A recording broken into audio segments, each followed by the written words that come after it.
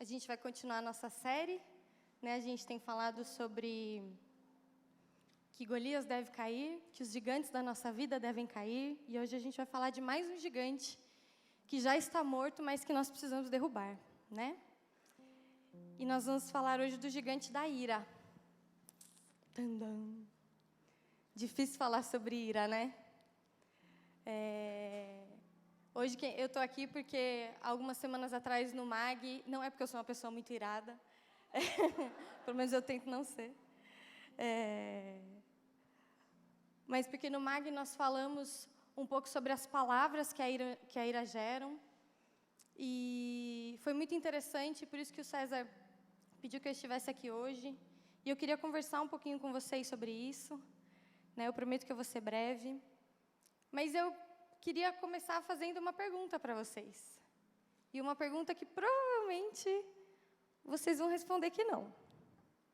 Deixa eu ver se eu consigo brincar com esse negócio. Consegui. Você é uma pessoa irada? Olha que bênção! Glória a Deus. Deus já está agindo na transparência. Quando você imagina uma pessoa irada, o que você pensa? Quando eu imagino, vocês já viram aquele filme Um Dia de Fúria? Que o cara sai do trabalho, pega uma metralhadora, atira em todo mundo, é uma loucura. Eu imagino uma pessoa irada assim. E às vezes a gente fala, né, não, eu não sou irada, porque eu não saio atirando nas pessoas, né? Talvez não com balas, não é verdade? A gente atira com outras coisas. A verdade é que a gente não fica bravo todos os dias, né? Às vezes acontece por alguma situação específica, por algum caso, a gente acaba tendo dias de nervosismo pela TPM, nós mulheres, mas nós não somos naturalmente pessoas muito bravas toda hora, né? E isso faz com que a gente pense que nós não somos pessoas iradas. Mas a verdade é que a ira ela vai um pouquinho além dessas bravezas que a gente acha que a gente tem no dia a dia. O Luiz Giglio, no livro, ele fala o seguinte: a ira está à espreita, abaixo da superfície, esperando que a fagulha correta acenda. Você sabia que o Edson está ali, se ele quiser me corrigir, ele pode depois da Edson. Mas uma casa, quando ela tem toda a fiação, né, por baixo e tudo, e 2 fios desencapados, eles podem ficar gerando faísca numa casa por muito tempo antes de pegar fogo. Semanas, sem você nem saber. Mas, de repente, um dia, quando aquelas faíscas estão num nível maior, mais elevado, a temperatura está mais alta, o fogo vem. E aí ele consome madeira, ele consome tudo que tiver para consumir. E a ira é assim também. Ela fica à espreita. São faíscas que vão sendo geradas. São 2 fios desencapados que não deviam estar ali, mas eles estão friccionando. Eles estão ali, entrando em contato um com o outro. E as faíscas estão saindo. As faíscas estão saindo. E uma hora pega fogo. Isso é engraçado porque é preciso 2 fios para gerar faíscas, não é verdade? Então, a ira sempre tem a ver com relacionamentos. Dificilmente a gente vai ficar irado sozinho, né? A gente fica bravo com outras pessoas. A gente sente raiva de outras pessoas. Então, a ira está sempre relacionada a outras pessoas, as pessoas que estão na nossa vida, né? Dependendo do que acontece nos nossos relacionamentos, nós podemos nos sentir de 3 maneiras. A gente pode ficar ofendido, a gente pode se sentir rejeitado e a gente pode se sentir injustiçado. E isso vem por causa de coisas que as pessoas disseram para nós, coisas que as pessoas fizeram contra nós, coisas que as pessoas não disseram para nós e que nós esperávamos ouvir. Coisas que fizeram com alguém que nós amamos. Eu lembro quando eu era mais nova, ninguém podia mexer com a minha mãe, que me dava uma coisa, me ofendia. Quando a minha mãe, às vezes, chegava em casa, eu lembro que ela teve uma situação, minha mãe é professora, E uma vez uma professora falou mal dela na escola, lá que ela trabalhava, e minha mãe foi mandada embora. Gente, aquilo me dá uma raiva. Que eu queria esganar aquela mulher se eu visse ela na minha frente. E a gente tem essas situações, não é verdade? E nós vamos ficar irados, nós vamos ficar bravos. O problema da ira é o que a gente faz com ela. Não é que a gente ficou bravo ou que aconteceu alguma coisa que a gente não gostaria que acontecesse. O problema é o que a gente faz com isso. Né? Então, como que a ira nasce no nosso coração? Né? Isso, falei sem passar o slide. Mas todas essas coisas deixam marcas em nós. Todas essas coisas deixam marcas em nós. Às vezes você está num lugar em que falam o nome de várias pessoas e não citam o seu. Às vezes você fez alguma coisa e você fala, poxa, a pessoa não falou nem obrigado. E aquilo marca o seu coração. E vai gerando marcas. E vai gerando marcas. E dependendo do que você faz com elas, aquelas marcas geram faíscas. E vão gerando faíscas. Isso é o que acontece debaixo da superfície do nosso coração. E qual que é o fogo que pega? A gente começa a ficar ríspido. Aí vem um dia de fúria, né, do filme lá do cara. A gente começa a lançar palavras. Pode ser contra o nosso marido, pode ser contra a nossa mãe, pode ser contra quem seja. Contra nós mesmos. Às vezes não é nem na frente da pessoa, né? Mas a gente destila a nossa ira pelas vias que a gente encontra. Alguém fala de um assunto com você, você fala, pá, uma palavra ríspida aqui. Um olhar feio ali. A gente diz muita coisa com os nossos olhos, né? Com o nosso posicionamento. Às vezes a gente é dura no nosso posicionamento. E aí a gente começa a responder com as faíscas que estão no nosso coração. Porque aquelas marcas já estão gerando algo que a gente não consegue mais segurar. Não é verdade? E essa é uma questão muito séria, gente. E a Bíblia fala muito sobre isso, em muitos lugares. Mas eu queria perguntar para você, antes de eu passar para o próximo slide, quando a gente fala de ira, qual é o primeiro versículo que você pensa? Irai-vos, mas não pequeis. Efésios 4:26. Lá essa versão que a gente conhece, né, a da Almeida, irai-vos e não pequeis, não se põe o sol sobre a vossa ira. A versão da NVT diz o seguinte, não pequem ao permitir que a ira os controle. Acalmem a ira antes que o sol se ponha. Tem uma versão, eu gosto muito de ler a Bíblia King James, a King James fala, estremeçam de raiva, mas não pequem. Sabe quando dá uma tremedeira, você fala, Jesus, mas não peca, para aí. Mas é possível fazer isso? É difícil, né? Porque o que Paulo está falando aqui é que nós vamos nos irar sim, a gente vai ficar muito bravo, mas nós não podemos deixar que isso nos leve para o pecado. Só a graça de Jesus. Vocês se lembram qual que é o significado da palavra pecado? A etimologia da palavra quer dizer errar o alvo. Então, Paulo está dizendo para a gente que a ira pode fazer com que a gente erre o alvo. Ela pode impedir que a gente experimente tudo aquilo que Deus tem para a nossa vida. Assim como todos os outros gigantes de que a gente falou nas últimas semanas. O medo, a rejeição, o conforto. Todas essas coisas podem fazer com que a gente seja impedido de experimentar aquilo que Deus tem para nós. Isso é algo muito sério. Pode deixar a gente parado, estagnado em um lugar. E eu não quero ficar parada. Vocês querem ficar parados? Pois é. O problema é que se a gente não tem cuidado, a ira descontrolada, ela provoca incêndios nos nossos relacionamentos. E ela destrói a vida de outras pessoas, além de destruir a nossa própria vida. Né? Às vezes a gente, no momento da raiva, a gente fala, eu quero que o fulano pague pelo que ele fez. Quantas vezes você já pensou isso? Quantos milhões de vezes? Essa semana. A gente quer que as pessoas paguem pelo que elas fizeram pra gente. Mas o problema é que, conforme a gente se compromete em destruir a vida de outra pessoa, a lançar palavras contra ela, a ser ríspido, a falar mal dela, nós destruímos a nossa própria vida. Porque esse é um gigante que vai dominando a gente, que vai deixando a gente estagnado e que impede a gente de experimentar o que Deus tem para nós. Mas como é possível, então, a gente se irar e não pecar? Porque a Bíblia ela não joga só essa no nosso colo, né? A Bíblia nunca faz isso. Tipo, olha, você se ira, mas não peca. Você se vira para fazer isso. Não, a Bíblia mostra para a gente muitos exemplos de como fazer isso. E eu quero citar 2 aqui com vocês. O primeiro deles é Davi.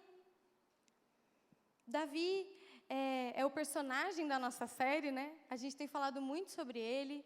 E Davi foi um cara que se irou e não pecou. Olha lá o que diz em 1 Samuel 17, 26.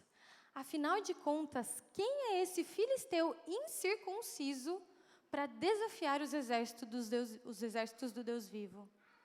Isso foi a primeira coisa que Davi falou quando ele chegou no acampamento e ficou sabendo que Golias estava lá falando aquelas coisas para o povo de Deus.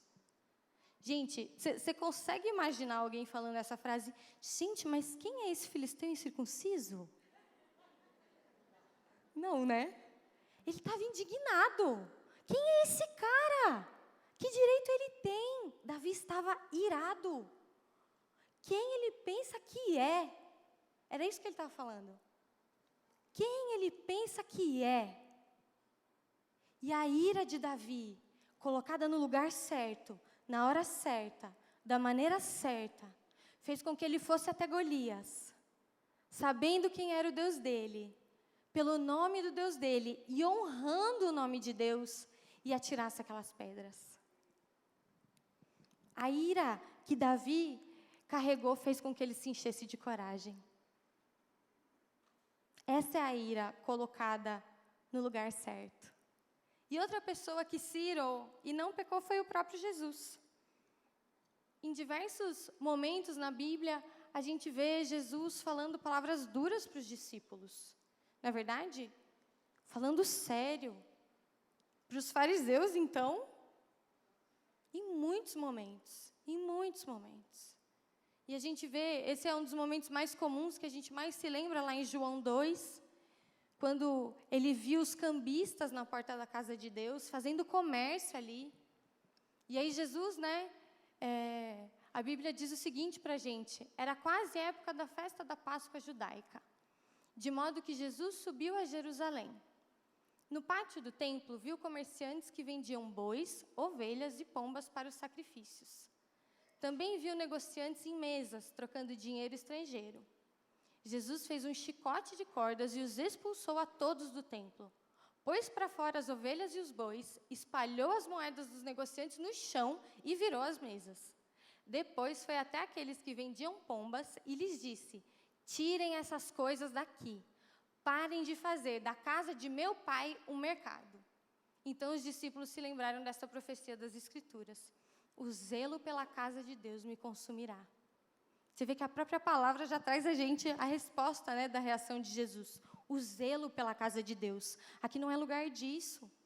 Né? O que estava acontecendo naquela época? As pessoas elas não faziam mais os próprios sacrifícios.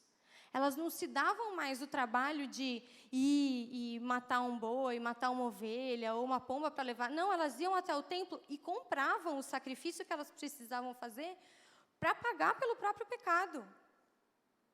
Jesus falou, gente, pelo amor de Deus, não é isso. Não é essa religiosidade, não tem nada a ver com isso. Jesus ficou irado. Ele virou mesa, jogou coisa no chão. Você consegue imaginar Jesus fazendo isso? Mas o zelo que ele tinha era tão grande, que Jesus se irou. Mas ele não pecou. Ele não pecou. Jesus nunca pecou. Ele nunca deixou com que a ira fizesse com que ele errasse o alvo. Em nenhum momento, com nenhuma das pessoas com quem ele se encontrou. Jesus disse muitas palavras difíceis para muitas pessoas. Mas as palavras dele sempre foram direto para o alvo. Direto, sempre apontando para o Senhor. né? É Pedro que diz para Jesus, em uma situação onde Jesus disse palavras duras, palavras difíceis para o povo ouvir. A Bíblia fala que diversos discípulos começaram a abandonar Jesus. E aí Jesus disse para os 12 e falou: vocês também não vão embora? Por que vocês não vão embora também? E aí Pedro fala: Senhor, para onde nós iremos? Só Tu tens as palavras de vida eterna. Até as palavras difíceis que Jesus dizia apontavam para Deus. Até Jesus, em meio à sua ira, apontava para o Senhor. E é por isso que Ele não pecava. Nenhuma vez. Então a gente já entendeu que é possível sim a gente se irar e não pecar. É possível sim a gente viver momentos na nossa vida em que a gente vai ver uma situação, em que a gente vai viver uma situação e que aquilo vai tomar o nosso coração de uma maneira que a gente vai falar: Senhor, se o Senhor não me segurar, me dá sabedoria, porque se me der força, eu mato alguém, né? Mas e quando a ira leva a gente para o pecado? A gente tem um personagem que o pastor César falou já algumas semanas atrás sobre ele, Eliabe. Eliabe era o irmão mais velho de Davi. Né? Vocês se lembram da história? Quando o profeta Samuel foi até a casa de Davi, foi até a casa de Jessé, né? Que Deus falou para ele que ali ele ungiria o novo rei. E aí Jessé começou a apresentar os filhos, né? E o primeiro deles foi Eliabe.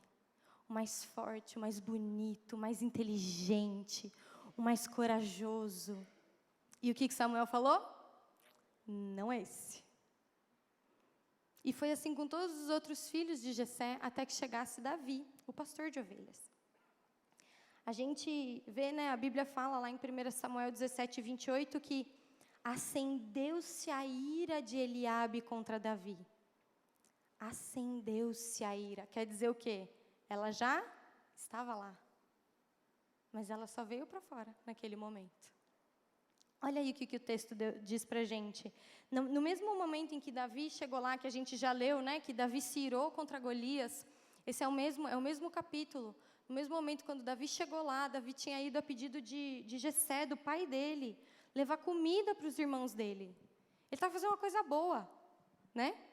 Estava levando comida, estava indo a pedido do pai dele. Eliabe, quando vê Davi, ele já pergunta, ouvindo Eliabe, seu irmão mais velho, falar aqueles homens, acendeu-se-lhe a ira contra Davi e disse: por que desceste aqui? E a quem deixaste aquelas poucas ovelhas no deserto? Bem conheço a tua presunção e a tua maldade. Desceste apenas para ver a peleja. Davi foi lá, levou comida, ficou bravo, estava do lado do time de Eliabe, ele estava no mesmo time. Eliabe olha para ele e fala assim: o que você está fazendo aqui? E ainda para dar uma ofendida legal, virou para ele e falou assim: com quem você deixou aquelas poucas ovelhinhas de quem você cuida? Diminuiu Davi. Ainda virou para ele e falou assim: eu conheço a tua presunção, eu sei como você é. Você só veio aqui para ver as coisas, você é um curioso. Você só veio aqui para xeretar. Eliabe estava irado contra Davi. Irado. E ele tentou diminuir Davi, da maneira como ele pôde, né? E isso é o que fazem as pessoas iradas. Quando nós estamos irados, o nosso foco é machucar as outras pessoas. Dificilmente, gente, a gente vai ficar irado e a gente vai cultivar a ira no nosso coração sem escolher alguém como alvo. E vou te falar que pode ser até alguém que não tem nada a ver com a situação, mas porque estava lá, no lugar errado, na hora errada, leva. É isso que a ira faz com a gente. Faz com que a gente lance palavras, né? O Lee Giglio fala uma frase que é muito interessante, né, sobre isso, que ele fala o seguinte: sempre que começamos a fazer acusações a respeito do coração de outra pessoa, estamos em terreno instável. Nós não sabemos o que há no coração da outra pessoa, somente Deus sabe. Quando as pessoas promovem sentenças acusatórias sobre o caráter de outras pessoas, estão tipicamente dando uma ideia do que há no seu próprio coração.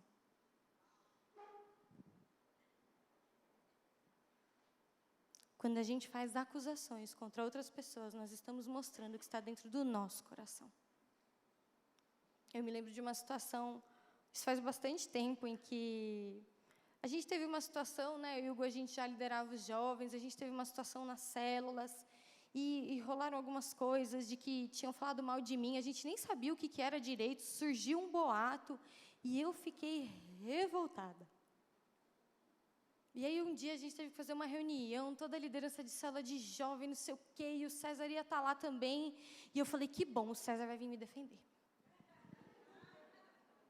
Porque ele sabe que eu não fiz nada. E aí, eu lembro que aquele dia, estava todo mundo com aquela cara de enterro, né? A gente tinha acabado de mudar para esse prédio. E aí, o César falou assim, se você está ofendido com alguém, se isso não sai da sua cabeça, essa situação não sai da sua cabeça. E eu estava lá, tipo, vai, César, vai que é agora, é agora. Ele falou, o problema está no seu coração. Eu falei, não. E naquela hora o Espírito Santo falou comigo. Falou, o problema não é o que as pessoas estão dizendo, o problema está no seu coração. Toda a sua raiva, toda a injustiça que você está sentindo é problema do seu coração, que você não quis tratar, você quis manter. E aquilo doeu em mim, irmãos, doeu em mim, que eu queria ser justiçada, sabe? Mas o Senhor queria me ensinar, e glória a Deus porque Ele fez isso. Mas quando a gente está nesse posicionamento, nessa posição defensiva, existe algo de errado no nosso coração. Eu não estou falando, gente, que a gente não pode se sentir mal por uma injustiça. Não estou falando isso. Mas dependendo de como a gente cultiva aquilo, e como a gente acusa as outras pessoas pelo que acontece com a gente, revela muita coisa do que está dentro de nós. Revela muitas faíscas que estão rolando lá dentro há bastante tempo. Bastante tempo. E com Eliabe foi assim. Eliabe provavelmente estava cultivando algo contra Davi no coração dele há muito tempo. Talvez tenha sido quando Samuel mesmo foi lá, que a gente já sabe. A Bíblia não relata isso, mas se coloca no lugar de Eliabe. Você sempre foi o primeiro, a sua vida toda. Primogênito, né? Naquela época ainda que o primogênito era o bambambam, né? Poxa, o primeiro filho homem, meu Deus. Além disso, Eliabe era grande, forte. Ele era o comandante das batalhas, ele era inteligente, ele era bonito. A Bíblia fala que ele tinha boa aparência. Imagina, as meninas na escola, os filhos de Jessé, Eliabe era o inalcançável. E aí, num momento tão importante, quando um profeta vai até a casa dele, que, gente, só o fato de Samuel estar lá, o pastor César já falou disso uns domingos atrás, só o fato de um profeta estar lá já era motivo de muita honra. Muita honra. Então, você imagina, estava todo mundo ali, né? E o cara ainda foi lá, ungiu o novo rei de Israel. E aí Eliabe, que era sempre o primeiro, deve ter chegado lá e falando, cheguei, o próximo rei, Samuel, tudo bom? E aí Samuel falou, você não. Imagina o coração de Eliabe. Porque não só ele não era o rei, como era o irmão caçula dele. Aquele que até o pai dele esqueceu de chamar para a festa do profeta. O que cuidava das ovelhas, que vivia cantando por aí. Davi. Naquela época, gente, Israel tinha... O rei de Israel era Saul. Saul era um cara tipo Eliabe. Grande, forte. Do exército. Homem de muitas batalhas. Eliabe deve ter olhado e falado, Samuel bebeu. Tá louco. E ele se sentiu... Imagina se ele não se sentiu rejeitado naquela hora. De ter que ouvir que Davi, que a graça de Deus, o favor de Deus estavam sobre Davi. E ele deixou aquilo cultivando no coração dele. Até que nesse dia explodiu.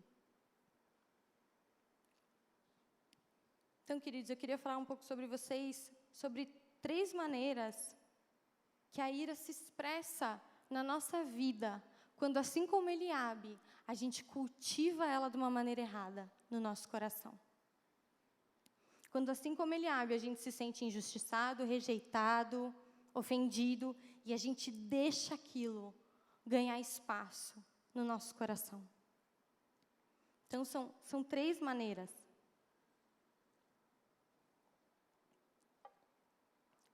E a primeira delas é a ira sentida erroneamente. É quando nós sentimos raiva por alguma coisa que nunca aconteceu. Isso acontece muito comigo. Muito. E até em casa a gente conversa muito, né? O Gu fala, amor, antes de você reagir, ouve. Presta atenção no que aconteceu. Só um minutinho. Não é verdade que isso acontece com a gente? Principalmente em tempos de WhatsApp. Alguém mandou ok, ponto para você. Nossa. Não mandou ponto de exclamação, cara. Me ofendeu. Nem mandou um áudio, né? A gente cria situações. A gente imagina coisas. Quantas vezes alguém não veio trazer uma situação para você e você criou um... Meu Deus! E aí, quando a situação se resolveu, era tipo 1% daquilo que você tinha imaginado. Isso acontece muitas vezes com a gente. Mas o problema é que, às vezes, nós cultivamos a ira de acordo com essas situações que acontecem e que a gente interpreta da maneira errada. Às vezes, a gente até sonha. Não tem coisa que você sonha que você não sabe, você fala, putz, isso foi realidade, não foi... Aí a gente vai cultivando algo que não existe. Não existe. Contra alguém. A pessoa nem sabe o que está rolando lá. E a gente cultiva aquilo no nosso coração. Porque a situação pode não ter sido real, mas a ira é. O que a gente sente é de verdade. Né? A outra maneira em que a ira pode... ser expressada da maneira errada, em que a ira leva a gente a ter que lutar contra esse gigante, é quando ela é sentida da maneira correta, mas ela é expressa da maneira errada. Então, quer dizer, aconteceu mesmo uma situação. Você tem motivo para ter ficado ofendido. Aconteceu sim uma injustiça. E aí você absorveu aquilo e pá! Ofendeu alguém, falou mal de alguém. Já, né, no calor do momento, deixou aquilo pegar fogo no seu coração. Isso talvez seja uma das coisas que acontece mais comumente quando a gente fala de ira, né, gente? Porque toda vez que a gente reage dessa maneira, o nosso único objetivo é ferir as pessoas. E a gente pode muito dizer que não é. Né, eu falei isso no MAG no dia que a gente... A mensagem não era a mesma que essa, a gente falou só um pouquinho sobre ira, mas tem uma coisa que é muito difícil a gente entender, mas que a gente precisa entender. Sempre que a gente fala algo para alguém ou faz alguma coisa para alguém, qual que é a primeira coisa que a gente faz na hora de pedir desculpa? A gente fala, não era a minha intenção. Posso te falar uma coisa? Não importa qual era a sua intenção. As pessoas ouvem o que a gente fala. Elas veem a maneira como a gente age. Se era a nossa intenção ou não machucar, a gente devia ter pensado 2 vezes antes de fazer. E é isso que a ira faz conosco. É isso que cultivar esse tipo de sentimento faz conosco. Sabe aquela coisa que a gente fala pra gente mesmo, mas eu não tive tempo, foi só papum. Exatamente. O problema é o tempo antes do papum. Né? É o que a gente resolve cultivar antes. E é aí que a nossa ira começa a explodir pontes. Quebrar relacionamentos. Quebrar alianças. Quebrar conexões. Aqui na igreja, irmãos, nós estamos aqui, a gente fala muito sobre comunhão, sobre unidade. Mas quantas pontes a gente não quebra? Que a gente ficou ofendido e segurou aquilo lá. que a gente ouviu algo de que a gente não gostou e guardou para a gente. E deixamos que aquilo queimasse pontos nos nossos relacionamentos. Quantas vezes? Quantas vezes? Às vezes a gente olha o líder do nosso G100, né? Ele faz alguma coisa, porque, gente, as pessoas erram. Todas as pessoas erram. Eu erro muito. Eu falo muito para o pessoal que anda comigo, eu falo, vocês sabem que eu erro muito. As pessoas vão continuar errando com a gente. Mas qual vai ser a nossa reação? Nós vamos olhar para elas e falar, não, eu faria diferente. E vamos cultivar aquilo até que a ponte deixe de existir? Ou nós vamos consertar? E existe uma terceira maneira, né, em que a ira se expressa, é que quando ela é corretamente sentida, mas ela nunca é expressa. Aí é aquela chama perigosa. Porque isso é quando nós somos injustiçados e ofendidos. E aí a gente guarda a nossa raiva. E finge que está tudo bem. A pessoa até vem, né, às vezes, para a gente e fala, mas tudo bem, eu estou achando você meio estranho, né? Não, tudo bem. Tudo certo. Mas lá dentro, tem uma explosão de coisas acontecendo. Nosso pensamento já está lá no dia do velório da pessoa. Não é verdade? Isso é muito perigoso, gente, porque isso corrói a gente por dentro. É que nem uma gota. Né? O Paulinho ontem pregou no Mag e ele falou sobre isso. É que nem uma gota, né? Que vai pingando, pingando, pingando, pingando. Aí ela vai abrindo uma fenda, vai abrindo uma fenda, vai abrindo um buraco, até que virou um grande cânion no nosso coração. E a gente nem sabe de onde ele veio. Porque a gente deixou a gota pingar, pingar, pingar, pingar e não falou. Porque, sabe, gente, às vezes a gente acha que, então, a maneira certa de lidar com a ira é deixar ela guardada lá. Porque se a gente expressar, a gente vai machucar as pessoas, então. Então, vamos guardar. Existe uma maneira correta de expressar a ira. A gente viu lá com Davi, a gente já viu com Jesus. Existe uma maneira, um momento, um motivo certo para que a ira seja expressa. Só que ela nunca vai sair de nós para machucar outras pessoas. Ela vai sair de nós para trazer cura, para trazer restauração em situações.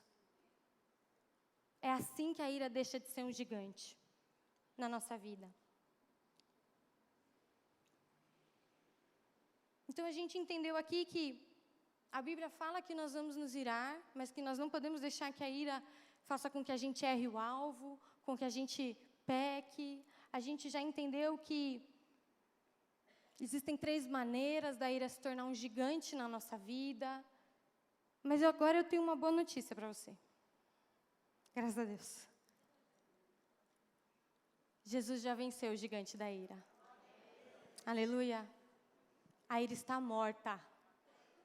A raiva está morta.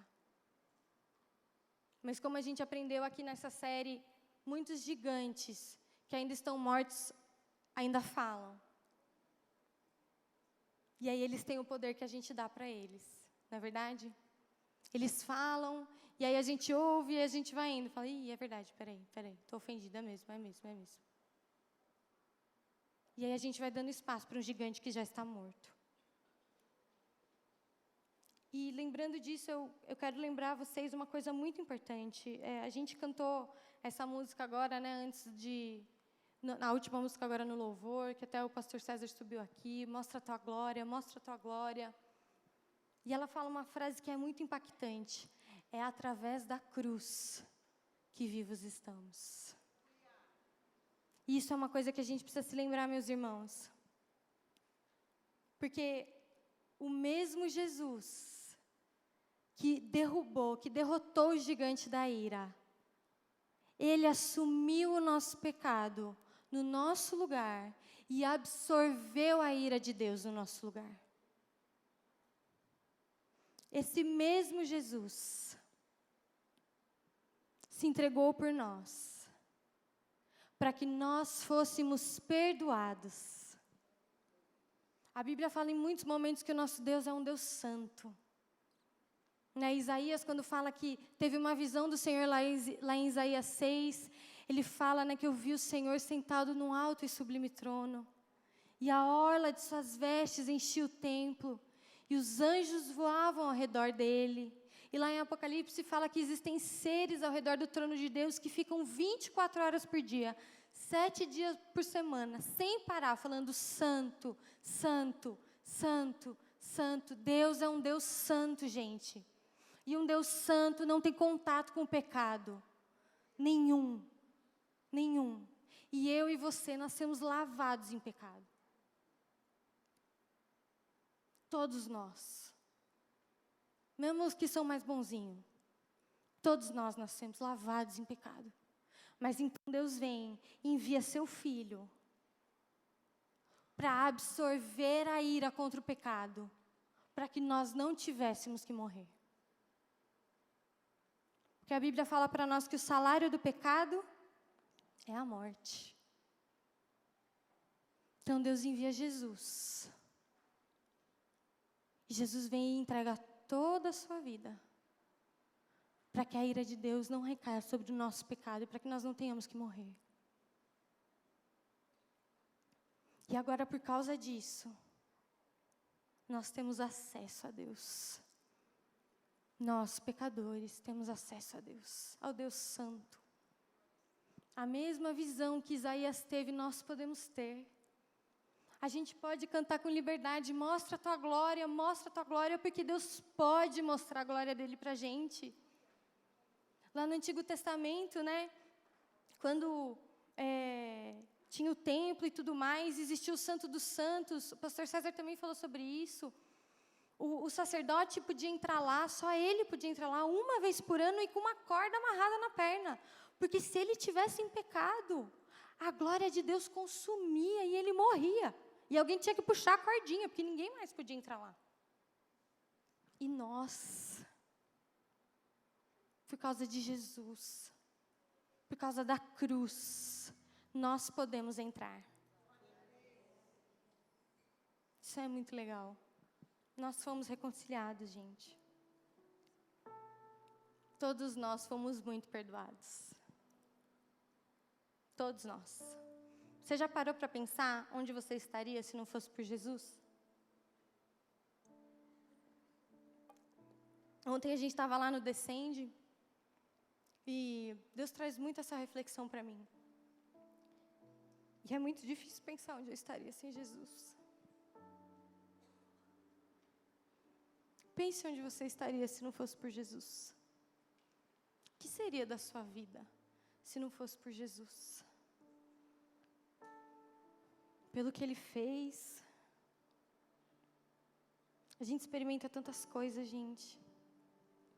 Tantas coisas. A gente tem o privilégio de viver numa época em que Deus tem se revelado, em que Deus tem falado tanto. Deus tem estado mais perto de nós, mais perto dos nossos corações. E é tudo por causa de Jesus. Tudo por causa de Jesus. Por causa da cruz a gente pode chegar mais perto. Por causa da cruz. Nós fomos muito perdoados. E eu quero te lembrar uma história que fala um pouco sobre isso, que está lá em Lucas 7. Não precisa abrir. Mas Jesus, naquela oportunidade, ele estava conversando com alguns fariseus e ele contou a história de 2 devedores. Um deles devia 50 moedas de prata e o outro devia 500 moedas de prata. E aí, os 2 tiveram suas dívidas perdoadas. Olha que maravilha. E aí Jesus lançou a pergunta: quem amou mais depois disso? Quem vocês acham que amou mais depois disso? Quem devia mais. Não é verdade? Se alguém te perdoa 10 reais que você deve, você fala, ai, obrigado. Mas se alguém te perdoa 10 mil reais que você deve, só a graça de Jesus. Você quer dar um jantar para a pessoa.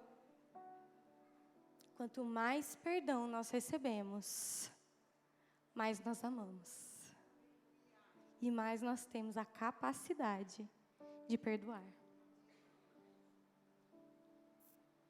A chave, irmãos, o antídoto, para o gigante da ira é o perdão. O antídoto para o gigante da ira é o perdão. A ira diz para a gente, no nosso coração, que a gente tem que retribuir mal com mal. Que as pessoas realmente têm que pagar por que elas fizeram para nós. E não é só a ira que fala, a nossa sociedade diz isso. Os filmes que a gente assiste. Tudo que está ao nosso redor fala sobre isso. Você foi injustiçado? Pague mal com mal. Atinja aquela pessoa. Não fala mais com ela. Queime pontes. Mas Jesus diz algo diferente. Jesus diz que o antídoto para isso é o perdão. E o perdão, gente, é uma decisão. Porque aí a gente fala, mas é difícil, eu fui injustiçado, não é legal, não sei o quê. É uma decisão. E é uma decisão que, em muitos casos, a gente tem que tomar todos os dias. É um nível muito alto de entrega. Muito alto. Porque quando a gente decide perdoar, a gente decide, eu não quero mais ter o controle sobre essa situação. Toda vez que a gente retém o perdão, a gente fala, o perdão está condicionado a mim. Quem controla isso sou eu. E isso faz com que a gente tenha uma sensação de poder que às vezes até dá uma aliviada na nossa dor, não é? Parece aliviar. Mas Jesus está convidando a gente a abandonar. Abandonar. Eu queria que você abrisse sua Bíblia rapidinho em Efésios 4. Já estamos terminando. O texto que todos nós nos lembramos, que fala sobre a ira.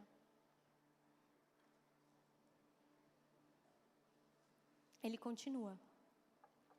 E é engraçado que a gente não conhece a segunda parte, na maioria das vezes. Efésios 4, 26 e 27. Não pequem ao permitir que a ira os controle. Acalmem a ira antes que o sol se ponha, pois ela cria oportunidades para o diabo.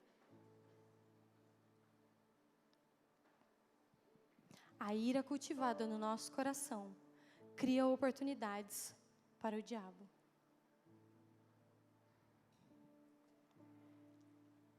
E eu quero finalizar aqui com uma história que eu ouvi ontem e eu achei muito legal.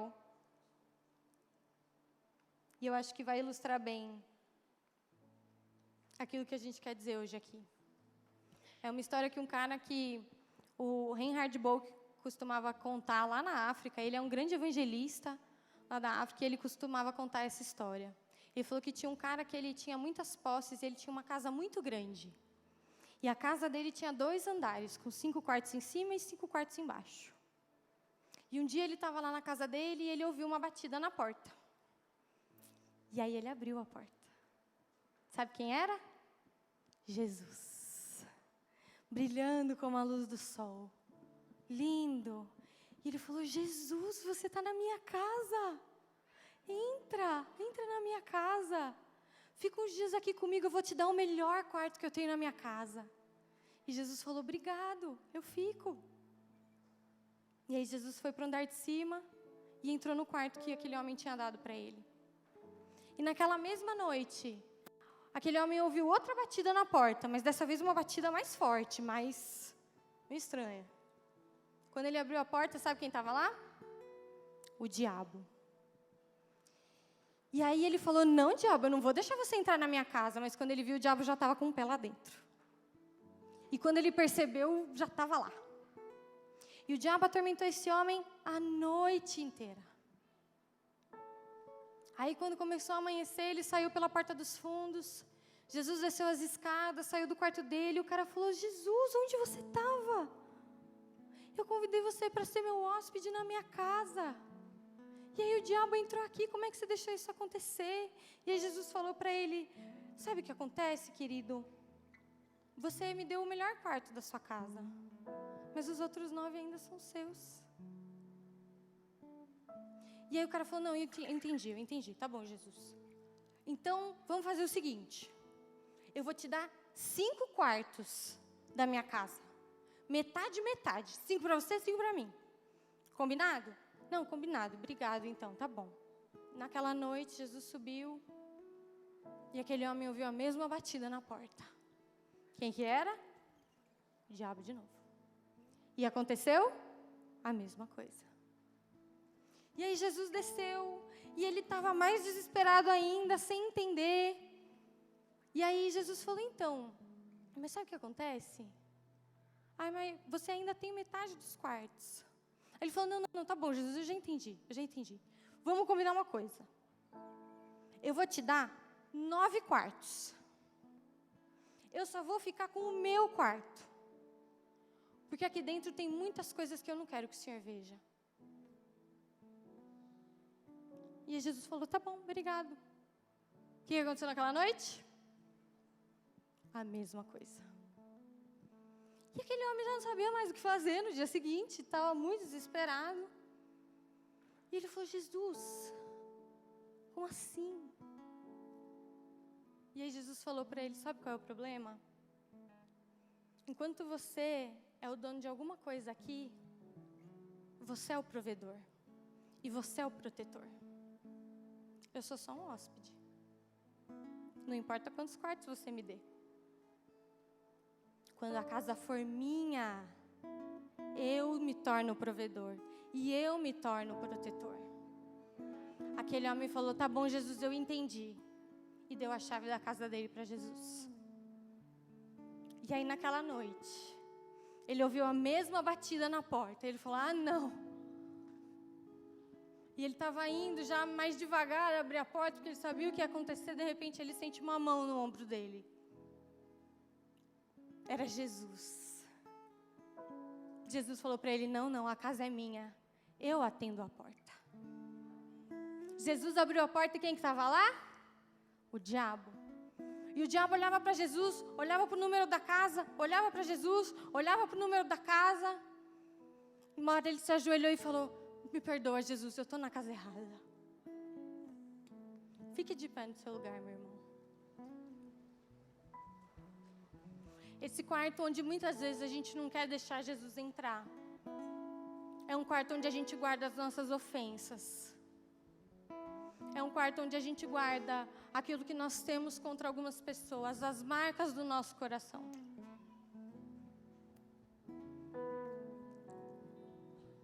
E nessa noite, Jesus está pedindo a chave. Porque posso te falar uma coisa? Se a gente dá 90%, a nossa vida ainda é nossa. Quando a gente aceita Jesus, Ele não quer ser só nosso Salvador, Ele precisa ser Senhor. Ele precisa ser Senhor. Feche seus olhos.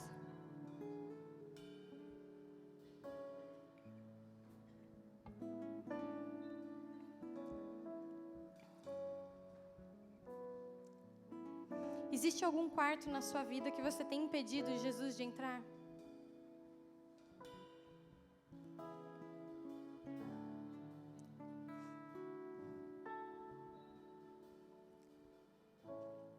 Existe algum quarto em que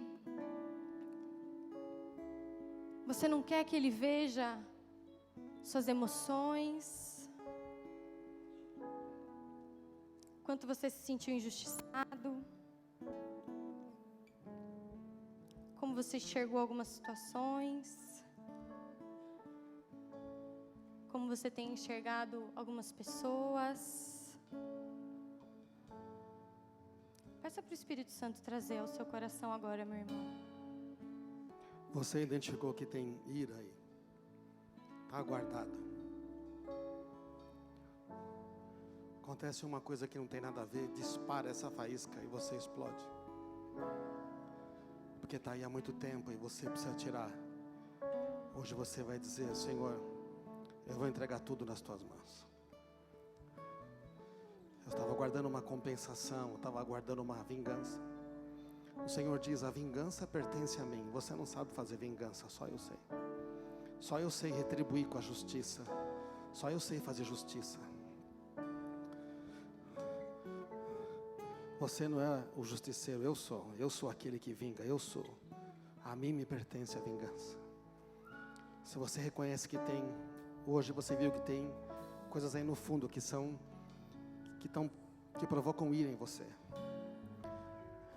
E pode não ser uma coisa que foi contra você, mas que fizeram para outra pessoa, que deixou você indignado. Talvez uma pessoa que você ama, uma situação, pode não ter acontecido com você, mas isso está aí dentro. E você está guardando esta ira, e você não tem deixado o Senhor tocar nisso. Você precisa dar um passo à frente para entregar isso a Deus, e pedir para Ele tirar isso do seu coração. Durante muito tempo eu mantive ira no meu coração, durante muitos anos. Toda vez que chegava uma situação na minha vida, eu explodia. Eu ofendia pessoas, eu machucava. Depois eu ficava triste, eu não sabia por quê. Até que um dia eu falei: Senhor, o que é que acontece? Então eu tive que reconhecer que tinha uma coisa que eu não tinha entregue nas mãos dele. Eu tinha que entregar. Eu já era pastor, já era grandão, já sabia muita coisa da Bíblia. Então vem à frente se você precisa entregar, vem. Venha, porque o Senhor, Ele provoca libertação, amém. Não temos tempo mais para perder com ressentimentos. Para de guardar rancor, o rancor vai matar você. Enquanto você não abrir mão, não estou falando que você está errado. O problema é pior quando você está certo.